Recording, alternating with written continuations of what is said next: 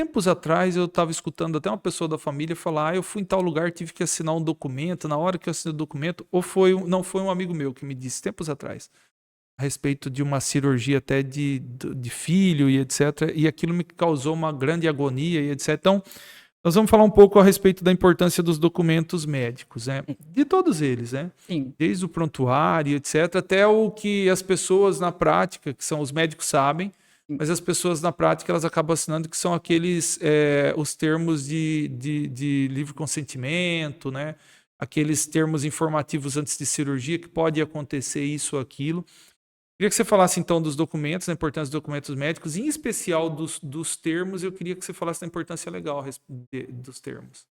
Os documentos médicos, o advogado sempre orienta os meus clientes falando como os documentos médicos são importantes. É prevenção, né? Porque pode acontecer muitas coisas e cada corpo reage de um jeito, de uma maneira. Então, é interessante sempre, né, quando você for fazer o dever informacional de explicar o tratamento, as consequências, fazer um termo de consentimento, que a gente chama de TCLE, que é o termo de consentimento livre e esclarecido.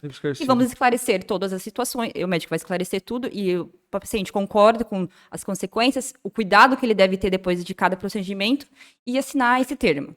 Existem documentos que a gente fala que são os mais essenciais que o médico deve ter, pelo menos iniciar com esses documentos. A gente fala que é o prontuário, que é essencial, que o médico já utiliza isso no seu dia a dia. Um contrato de prestação de serviço. O que é um contrato de prestação de serviço?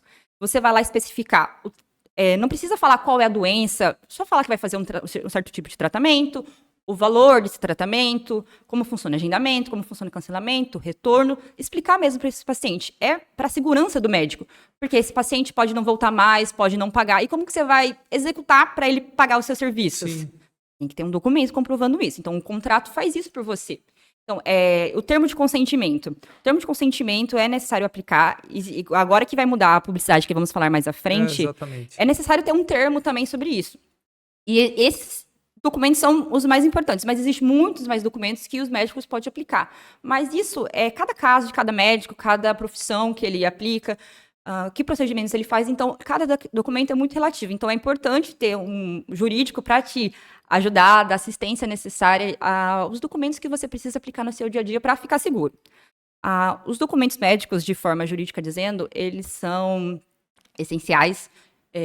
O STF já tem, dizendo assim, STF, já tem todo o direito, a doutrina já fala que os documentos são importantes e são aplicáveis de forma jurídica e muito efetivos. São provas extremamente efetivas e que valem como provas para processo judicial, administrativo. Então, é importante que aplicar esses documentos, é importante ter isso.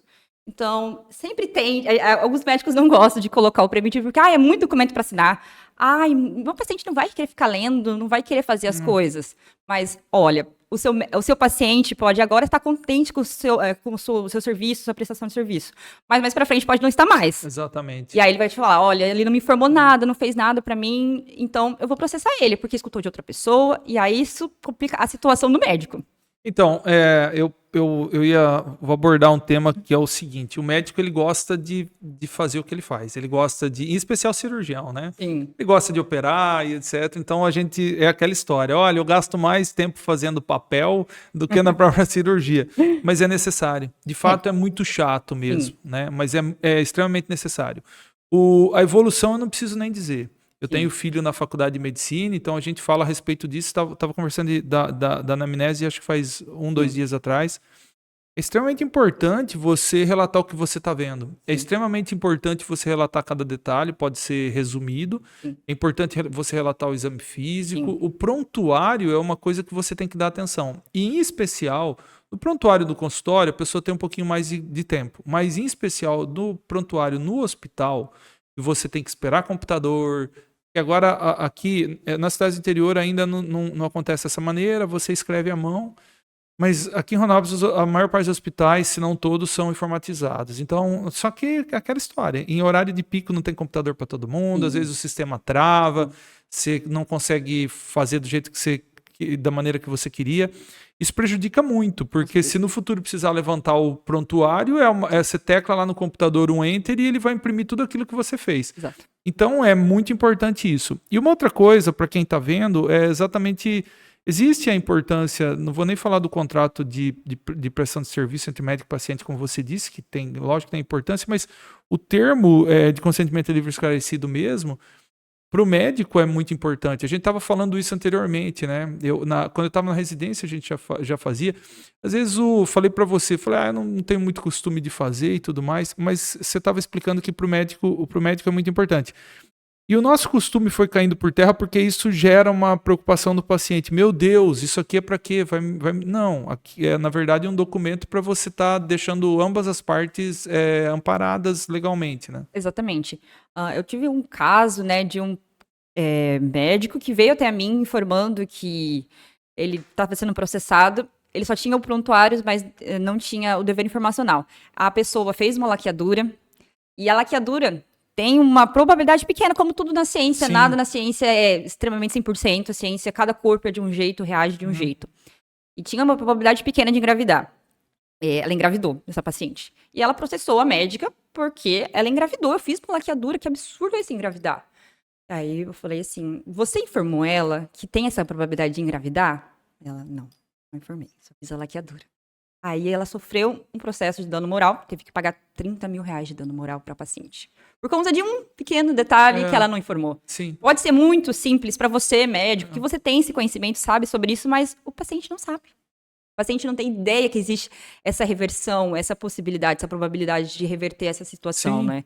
Então é muito importante dar atenção a isso. Porque esses pequenos detalhes realmente é o que pode fazer a mudança. Não, e para tudo, né, Yasmin? Exatamente. Ontem a gente estava conversando ainda a respeito das especialidades que mais são processadas, né?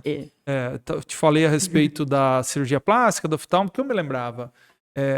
Isso, na verdade, é estatística. Obviamente, o que a gente tem é o seguinte, que na mão de um serviço, nós falamos aqui quando a gente conversou com o Dr. Orlando, é importante que você tenha o serviço de referência e não, vou fazer um servicinho com 3 ou 4 cirurgiões que estão no início de carreira e já vou fazer grandes cirurgias. É importante que você tenha um serviço sem denegrir a imagem de ninguém, mas isso é um fato. Existem artigos que falam a respeito disso. É importante que você tenha serviço de referência porque você minimiza os efeitos, as sequelas e efeitos colaterais. Um exemplo bem clássico é a prostatectomia em serviço de referência, entendeu? Tem um artigo muito interessante que fala que vai entre 5% a 70% a chance de ter incontinência urinária. Por quê? Porque o serviço que tinha mais experiência tinha menos incontinência urinária, né? Isso é provado. Sim. É por isso que é importante você procurar um bom serviço. Mas mesmo assim, você tem estatisticamente uma chance. É o exemplo da bariátrica. Exatamente. A bariátrica, não, eu vou lá fazer a bariátrica, vai dar nada, tranquilo. Não, vai dar. Estatisticamente, se você fizer um número X de bariátrica, obviamente, se você tiver num serviço de referência, diminui, você está um pouco mais seguro, mas você pode ter alguma coisa. Exato. Por isso que, eventualmente, você tem que assinar e tem que entender antes de fazer. Na minha residência, a gente fazia reconstrução de mama. E quando eu fiquei responsável por isso, eu comecei a conversar com as pessoas. Olha, o que te espera depois da cirurgia da mama reconstruída não é uma mama igual você tinha. Você vai ficar assim, assim ou assado. As sequelas são essas, vai ficar com tal cicatriz. Eu me lembro que nós tivemos uma desistência de uns 40% na lista. Sabe por quê? Porque as pessoas elas iam fazer e achavam que ia ter a mama daquela situação. E por que isso por que me fez chegar até isso? Porque teve muitas mulheres que reconstruíram e não gostaram. Eu não sabia que ia ficar desse jeito. Olha, isso faz 30 anos atrás.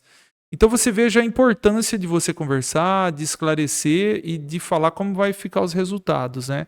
Em especial no que nós estamos vivendo hoje no Brasil, que nós falamos que mudou um pouquinho o perfil da medicina, então eu acho que a gente tem que ter muito cuidado com isso.